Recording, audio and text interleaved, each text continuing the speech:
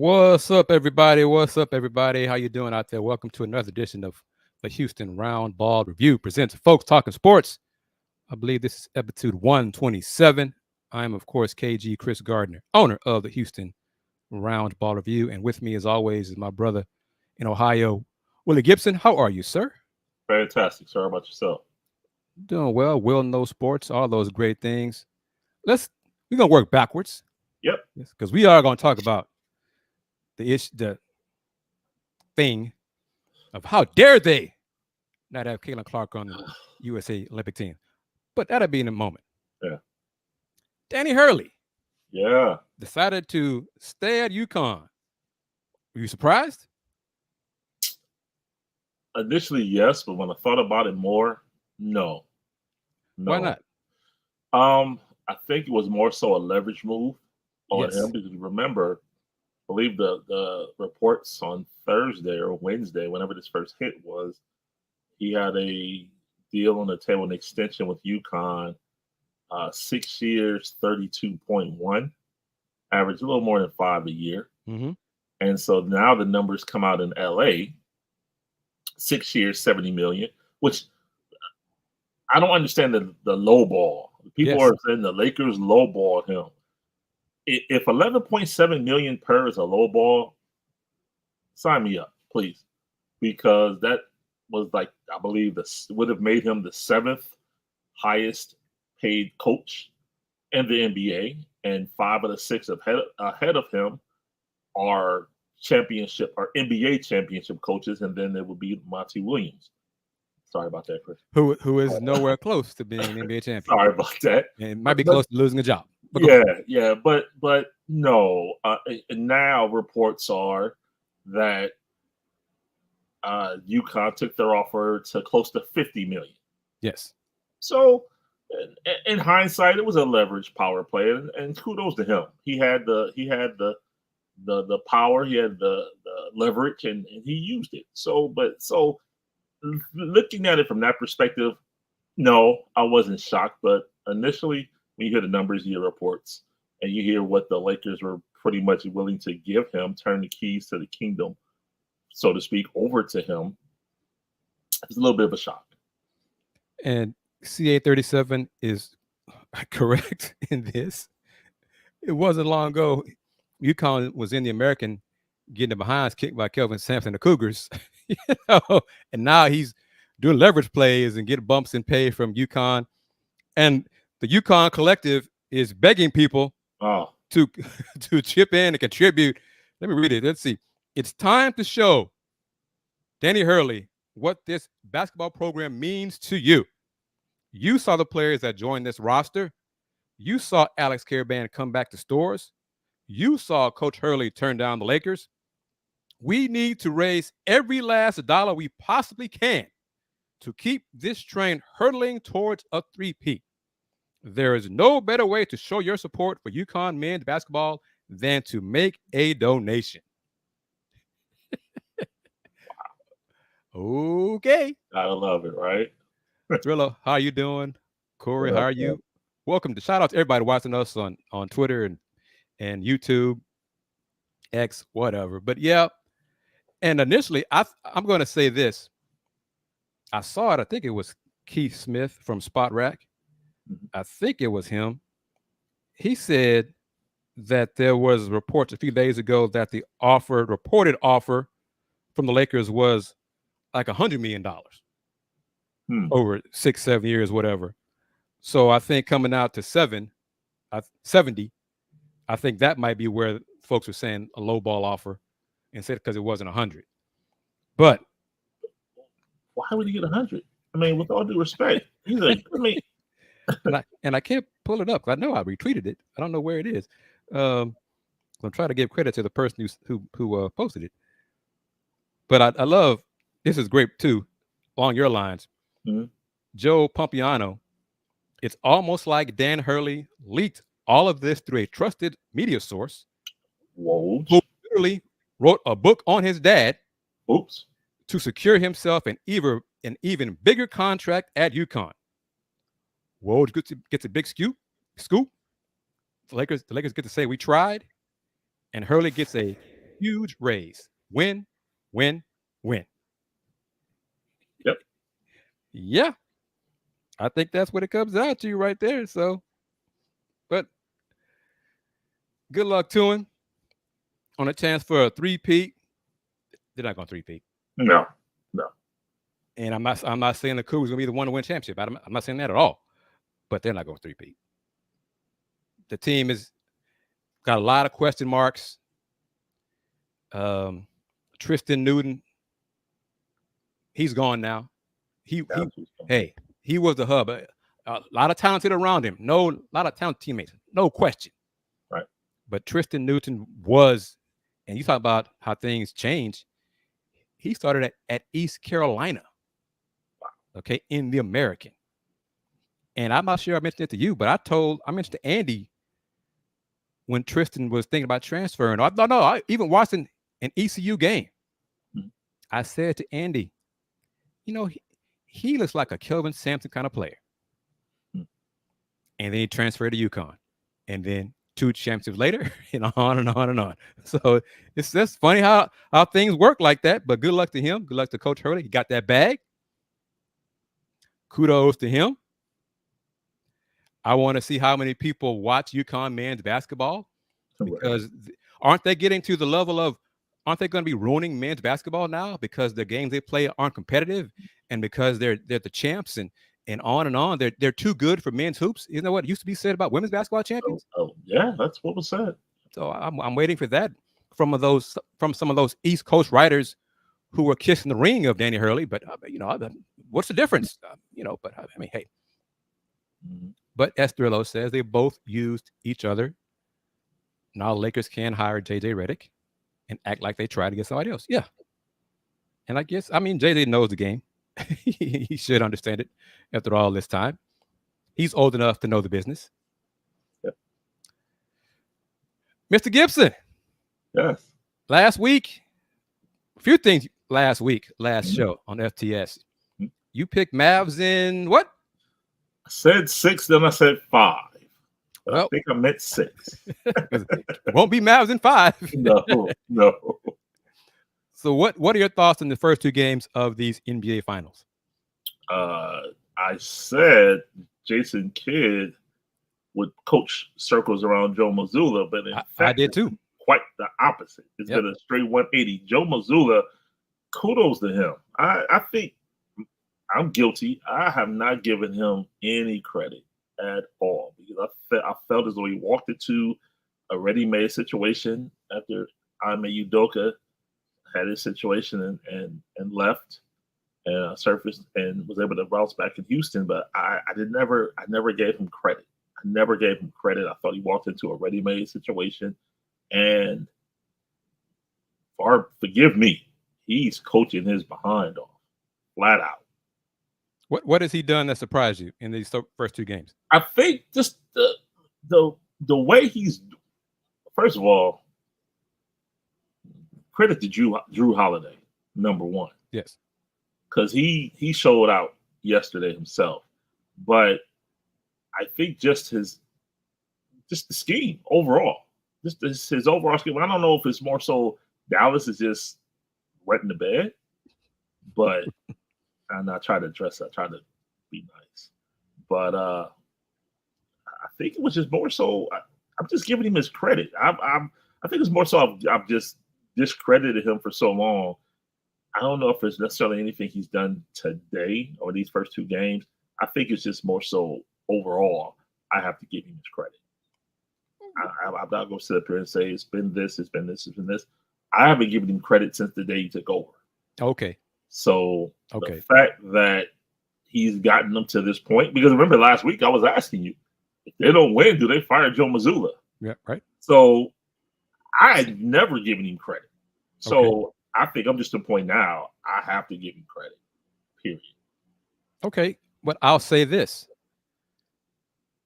Isn't he partially to blame for the flameouts in game 2s prior to these last 2 series?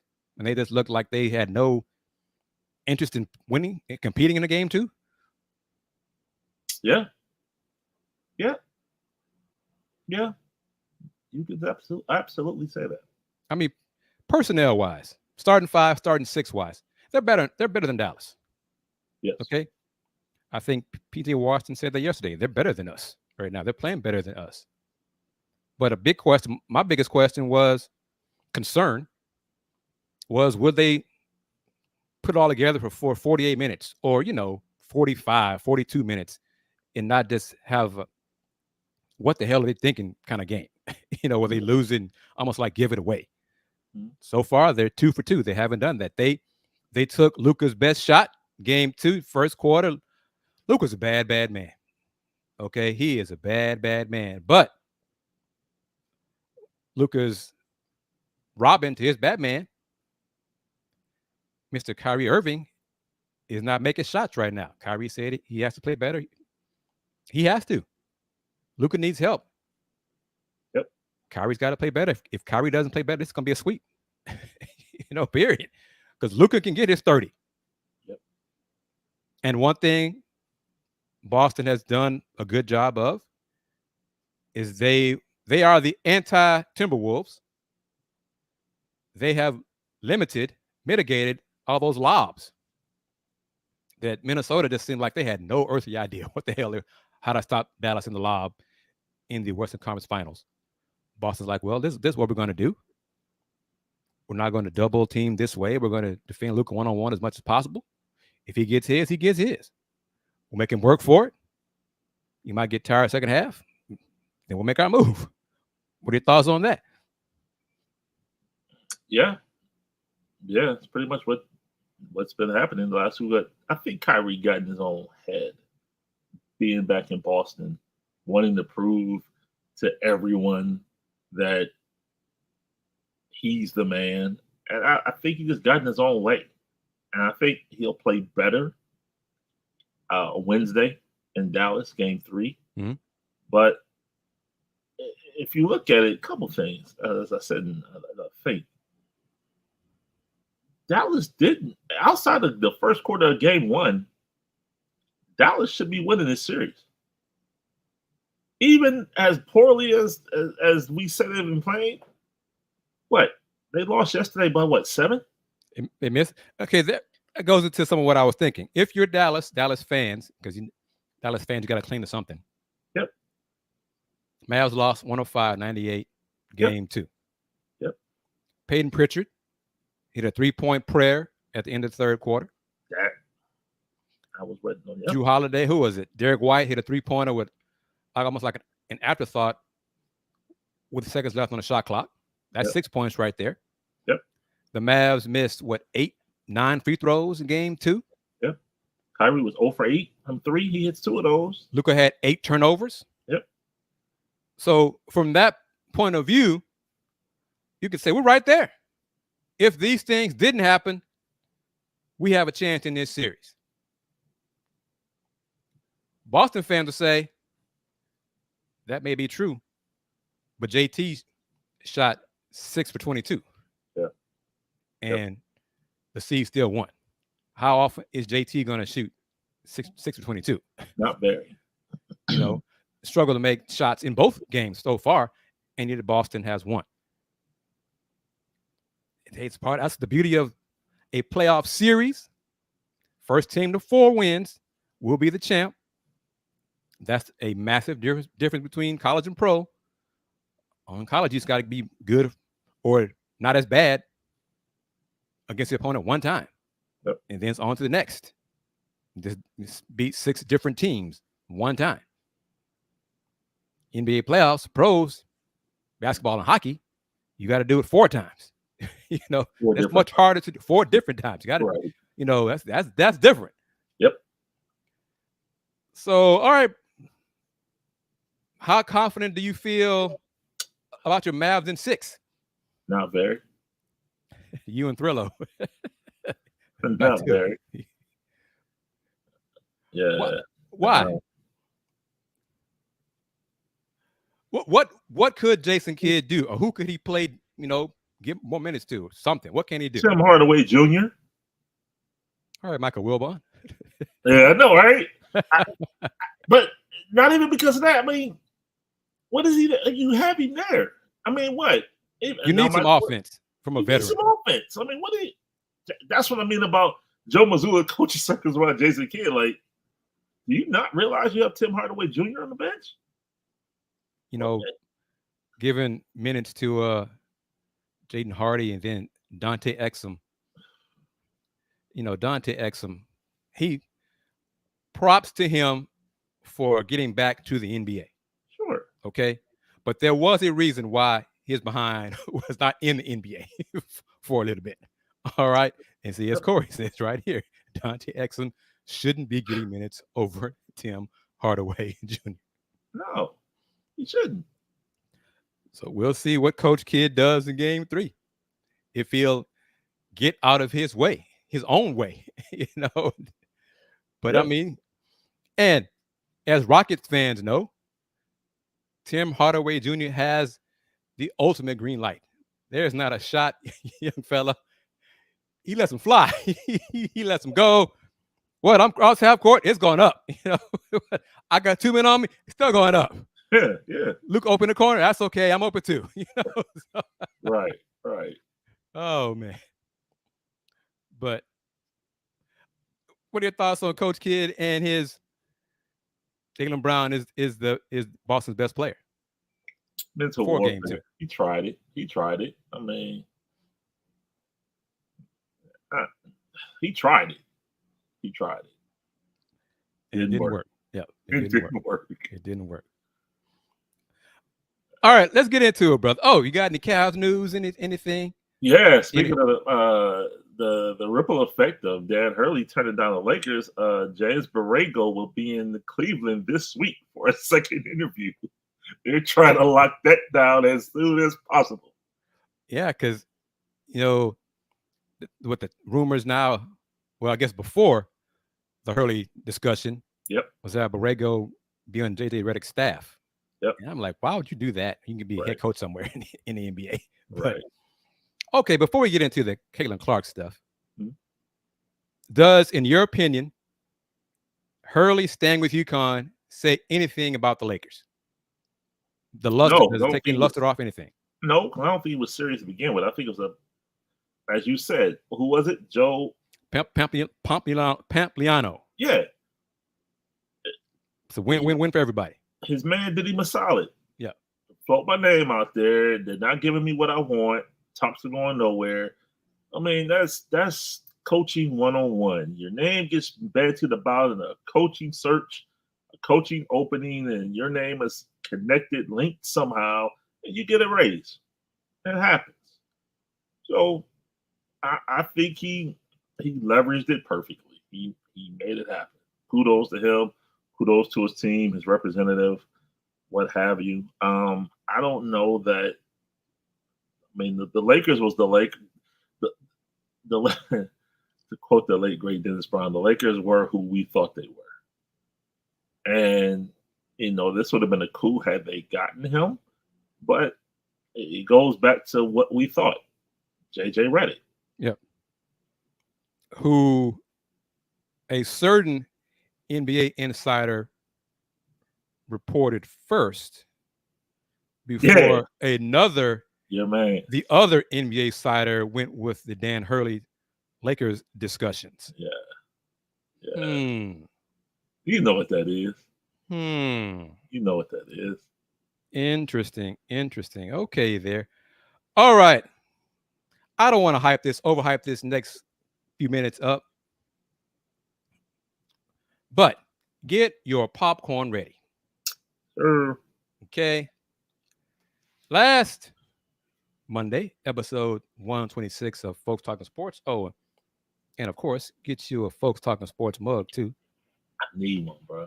I messed up and I forgot to click on the shop button, have it ready for you. But I've added for the on demand. You can click on that shop button and get you a FTS mug. Oh no, I might have done it. I think I did. On the Houston Roundball Review YouTube channel. Okay. How can we let's just go back. Heck, let me see if I can pull it up, Brother Gibson, because we said. Yep. We said, I don't know if I put it on, I already moved it to my my external hard drive or not. But anyway, we said last week, I don't have it anymore. Don't put Caitlin Clark on the Olympic team. Do not. We gave our reasons for it. She needs the rest. We didn't get into marketing reasons or anything of that sort. None of that stuff, which makes no sense. And I'm going to go backwards. I'm going to post what I sent to you first. Yep. Okay? Yep. Everybody watching. Thrillo, Corey, everybody watching on YouTube and Twitter, X. Check this out. Okay? Because it's all about marketing. That's what everybody's saying. It's about marketing. Caitlin Clark has about 3 million social media followers. There's a breakdown. 2.4 on the gram, 364 on X, 343 on TikTok. Okay? The Cavinder twins, Hannah and Haley, have 4.5 million followers on TikTok, 331,000 on Instagram. My math, my Houston Independent School District math, back when HISD was good, it meant something, and my University of Houston education tells me that 4.8 million is greater than 3.0 million. My the Ohio State University degree tells me the same thing. Right, Corey? Right? CA37, Thrillo? So if it's all about marketing, Stephen A. Smith, Shannon Sharp, and everybody else, all about marketing, then just put one of the twins on the team. Because that's what it's all about. Because what are they saying? What do they say? It's supposed to grow the game, right? Grow the game. Well, like I said, the twins are more popular than Caitlin Clark in social media. They're not better players. I'm not saying that at all. Not even close. No. But they are more popular. So since it's all about marketing and the lazy narrative by everybody now saying to grow the game, then just put one of the twins on, or put Livia Dunn from LSU gymnastics on the team, whatever, if it's all about marketing, because Caitlin Clark was not going to play on this team. Okay? She wasn't going to play on this team. And you know what the uproar would have been then? Why isn't she playing? Why isn't she playing? Why are they playing all the... So that's that point. The folks trying to say it's like the dream team. This is the dream team. Kristen Laettner, 92. No, it's not. No, it's not. Was Kristen Laettner more popular than Michael Jordan? No. Was Laettner more popular than Larry Bird? No. Than Charles Barkley? No. No. But Caitlin Clark is more popular than almost everybody. Okay. And here, I'll pull up the roster. And that's my question, Chris. That's the question I'm asking. And the lazy answer is Diana Taurasi. Right. Who would you replace? Who do you take off that roster? Okay, here we go. Who do you take off the roster? Okay. And this is not confirmed. This is the reported 12. Tomorrow is official, correct? Okay. Tuesday. Yeah, getting close. Yeah. Nafisa Collier, Claudia Copper. SI article today had her as Claudia Cooper, but it's Claudia Copper. Chelsea Gray, Brittany Griner, Sabrina Ionescu, Jewel Lloyd, next six, Kelsey Plum, Brianna Stewart, Diana Taurasi, Alyssa Thomas, Asia Wilson, Jackie Young. Now let's go back to them. The guards, Claudia Copper. Nope. Was on the gold medal winning team in the World Cup 2022. This will be her first Olympics. So she's played with Team USA recently. And folks are wondering, go back right here to the social media, the note right here. Caitlin Clark on the U16 team in 2017, they won gold. The U19 team in 2019 and 21. Nothing on 22, nothing in 23, nothing in 24. Why? She's getting busy in college. Okay, go ahead. And to that point, that's another thing I've heard. Well, they held the training camp during the women's Final Four. She wasn't there. They purposely did that so she couldn't participate. No, they did it because they wanted to grow the game. How about you had all eyes on women's basketball in Cleveland for that weekend? Why would you not bring in the U.S. Olympic women's basketball team to grow the game? They're growing the game. That's what they're doing. But also, get back to the 12 players in a second. Yep. Team USA, the USA Basketball Committee, is not NBC Sports. Thank you. Okay, is not Comcast, whoever the hell is the rainbow over the Olympics. Now, if they were in charge of putting together the team, they would have put Caitlin Clark on the team. But they are not in charge of the roster. Back to it again. Chelsea Gray, and ironically, Caitlin Clark still might make the team if Chelsea's foot is not ready for the Olympics. Can I say something about that? Yes, go ahead. How about Enrique? I was going there too. Yes, I was going there too. Yes, sir. Yes, sir. Going there as well. Yeah. But folks who don't know anything about women's basketball, yeah. Erica. What? How you say her last name? Yeah. Whatever. Yeah, her. Yeah. Who's put in more time in the league? And I'm being petty here, but factual. Didn't she win a chip in college? I saw her win a chip on a buzzer beater and win a national semifinal on a buzzer beater here in Columbus. Yeah. Oh, so she won a chip in college. Yeah, she won it. On a buzzer beater. Oh, okay. And she's not getting buckets in the W as well. Yeah. All right. But next, Sabrina Ionescu, Jewel Lloyd. Both of them, either the World Cup team 2022 and Jewel Lloyd 2022 and 2018, but also the 2020 Olympics. Kelsey Plum, gold medal, the 3x3 team in 2020 in the Olympics. Diana Taurasi, 5 Olympics. This 24 team will be her 6th Olympics, 4 world championships. She's the GOAT. Yep. Okay, period. And she's still playing well. Jackie Young, also on that 3x3 Olympic team in 2020, a gold medal winning team. All of these women have had recent experience internationally with USA Basketball. 2022, okay, recent, as well as practicing with each other, as Will stated in Cleveland, but throughout the year.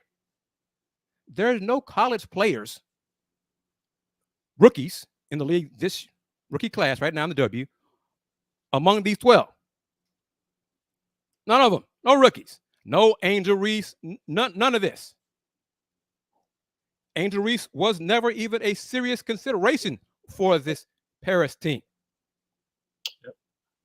But I want to go even a different analogy, but on point, I think.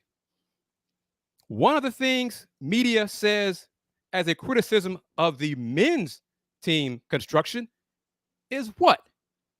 They don't have time together. They don't have chemistry.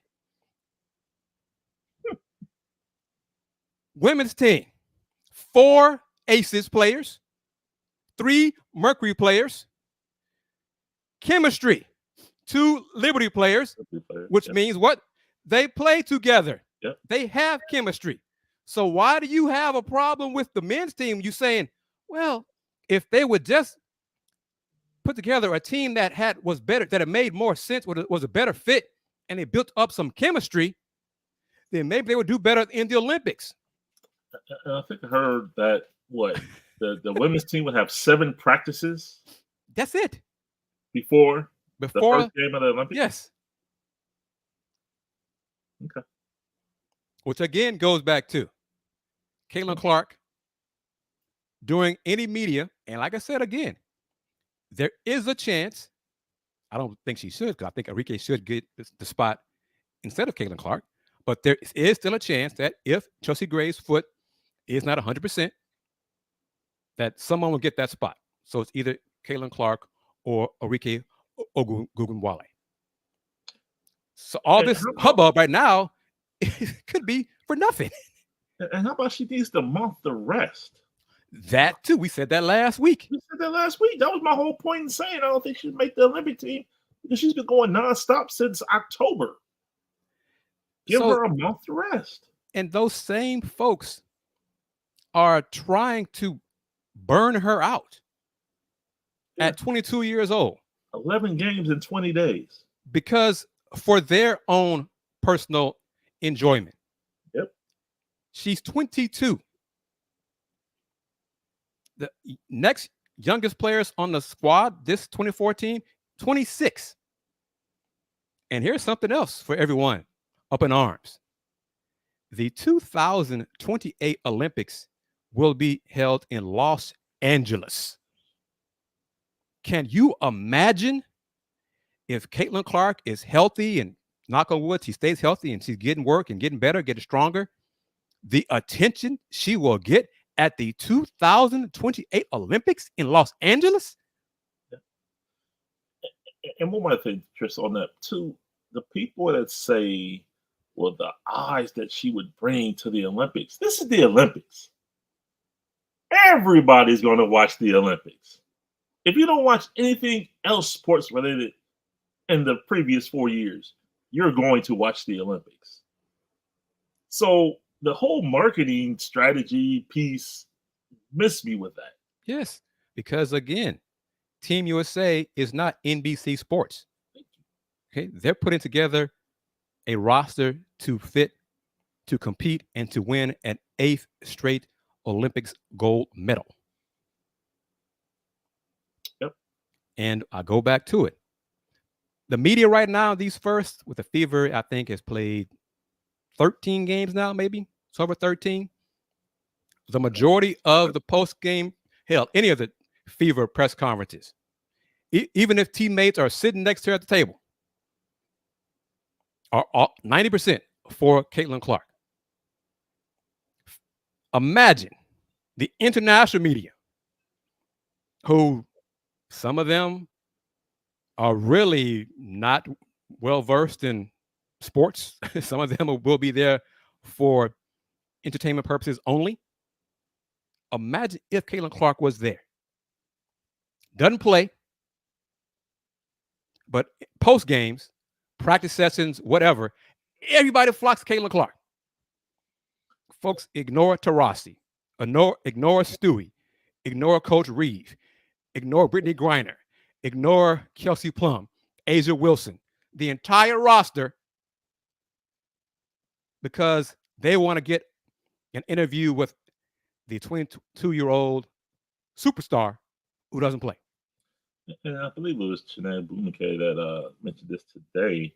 Last week the whole thing was the physicality and people, sending messages and getting rough with Caitlin Clark.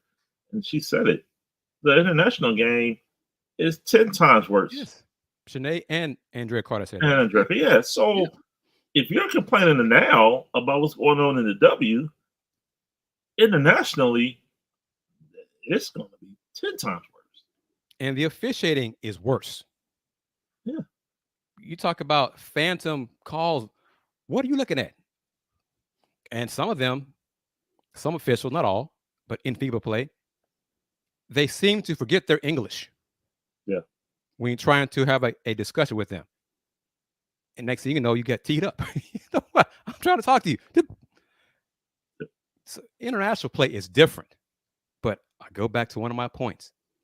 All the media, when they talk about one of the problems with the men's team, the U.S. men's national team, is there's no chemistry. They don't have time to play. They don't have time to gel. They don't have time. It's an all-star. How many teammates on that team besides Book and KD? That's it. But Brian and AD. But roll out the balls and the level of competition in international play on the men's side.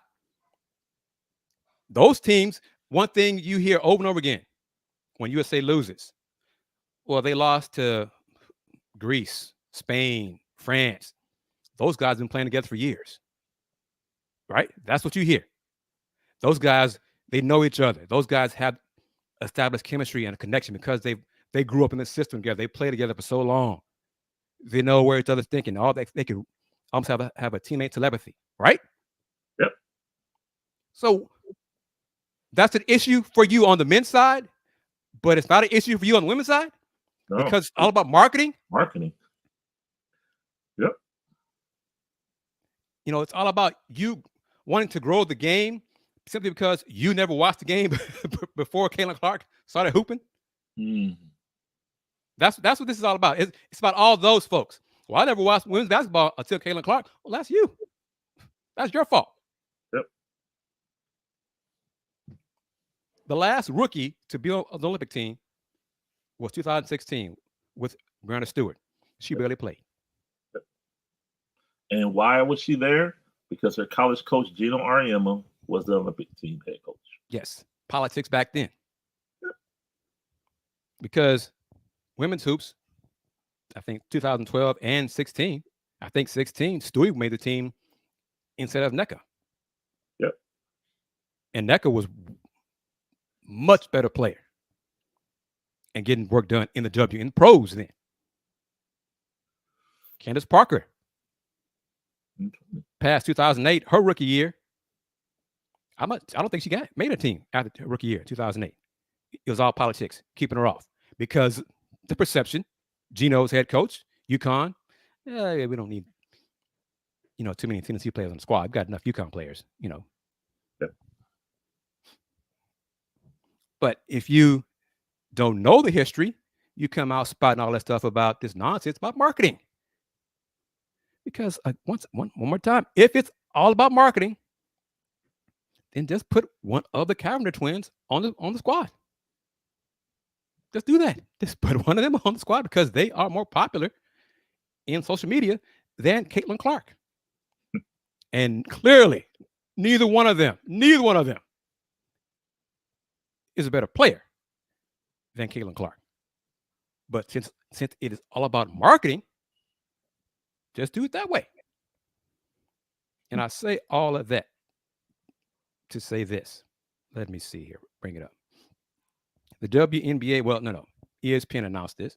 And this is all the Caitlin Clark effect, the impact of Caitlin Clark on the W. Mm-hmm. Highest attendance in 26 years. Most watched games ever on national TV. Okay. The WNBA's unprecedented growth continues as a league, which just tipped off its 28th season on May 14th, finished May with its highest attended opening month in 26 years, and its most watched start of season across each network ever: ABC, ESPN, ESPN2, CBS, ION, and NBA TV. This next paragraph is an eye-opener. The WNBA also saw complementary viewership marks amongst diversified audiences. Notably, viewership grew 60% year over year among people of color, with the most represented demographics in the category, Hispanic and Black fans, notching a 96% and 67% year over year growth in viewership, respectively. Additionally, tip-off week saw a 124% increase in under 35 viewership and a 139% growth in young girls tuning in. What are your thoughts on that right there? As you said it earlier, it's the Caitlin Clark effect. I mean, that's what some would say. I would also say Alyssa Peely in Minnesota. Yes. I would also say Cameron Brink in Los Angeles. I would also say Angel Reese and Camila Cardoso in Chicago. Because the two of them, I think, had a big factor in the demographic here. Yep. So let's be real about that too. Okay. Yep. 96% Hispanic growth year over year viewership increase, and Black viewers 67%. Just saying. That's all. Okay.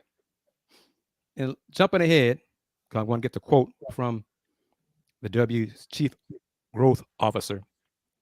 But the growth of diverse audiences is also resulting in deepened and more frequent single user engagement across digital platforms.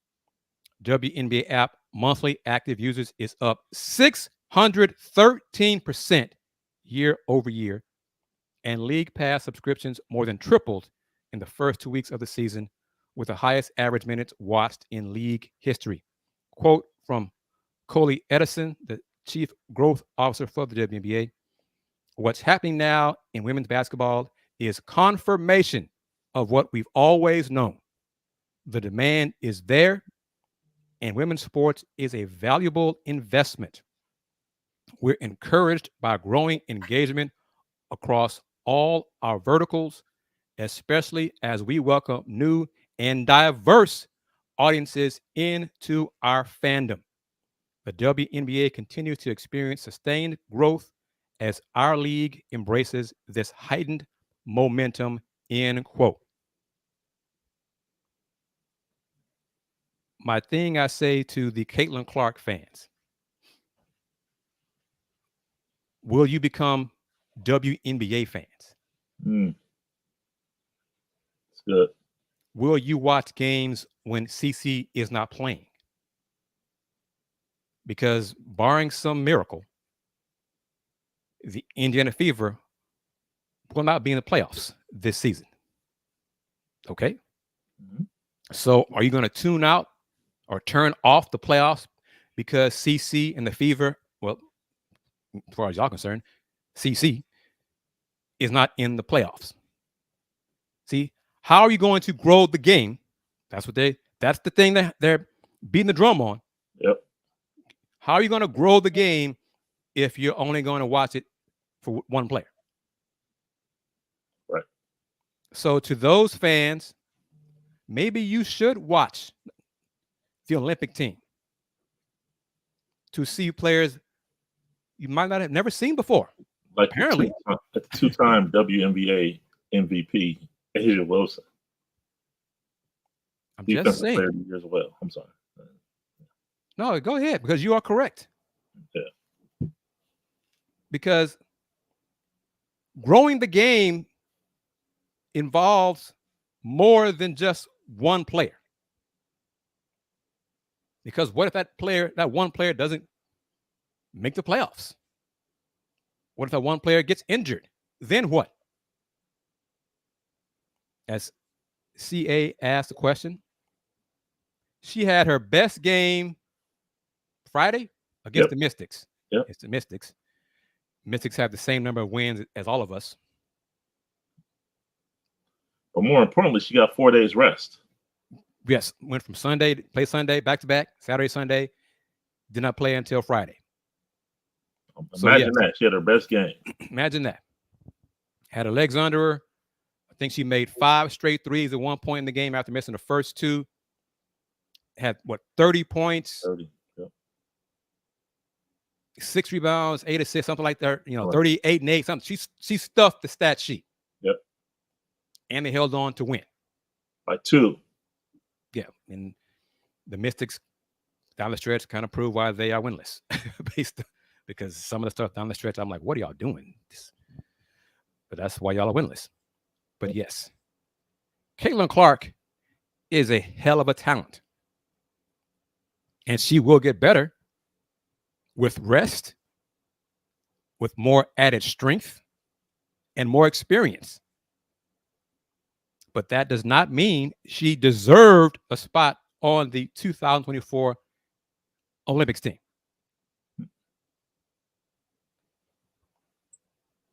I think that's all we need to do, my man. That's it. We can wrap it up like that. I'm with it. Everybody, thank you very much for chiming in. And as always, Brother Gibson, I'm going to give you the floor as soon as I can find it and get your info here so you can let everybody know how they can find you and follow you and connect with you on social media.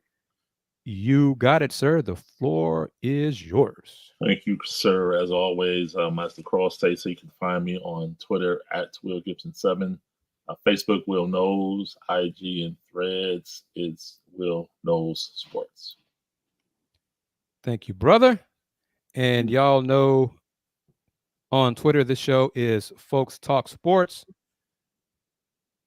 but more and more active on IG and Threads at Folks Talkin Sports, and posting more stuff on the Folks Talkin Sports YouTube channel, articles and things of that sort as well.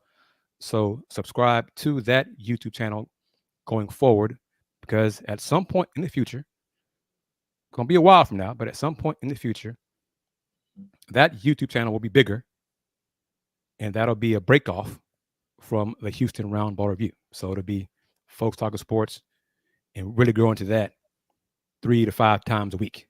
Okay. So keep all that in mind. And of course, if you are interested advertising on these shows, email me right there, advertise@thehrr.com. Once again, advertise@thehrr.com. All right.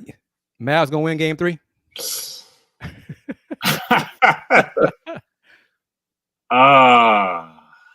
They have to. Because if not, it's over Friday night. They have to. They have to. Is that a yes? Yes.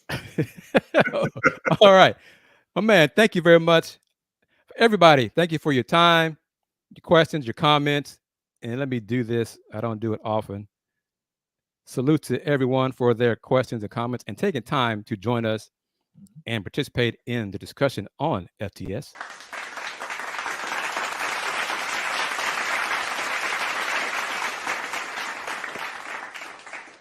And for those who don't follow me or Mr. Yanez, Andy Yanez, on X/Twitter, Andy posted, it is official now, it is confirmed now, the third member of the Les Rage Cougs trio got his approval to join us in Vegas next month for the Big 12 Football Media Days. So look for some Les Rage Cougs shows in Vegas at Big 12 Football Media Day. Nice. So thank you very much for that. As always, my man, I appreciate you. Thank you for your time and your knowledge and your insight, and everyone for joining us. And y'all know it. If you don't know it, if you're new to the show, welcome. Don't be a stranger. Subscribe to this channel on YouTube. Start following us on Twitter. But as always, keep this in mind. Since 1994, the Houston Roundball Review, local name, global perspective. Everybody, take care. Peace.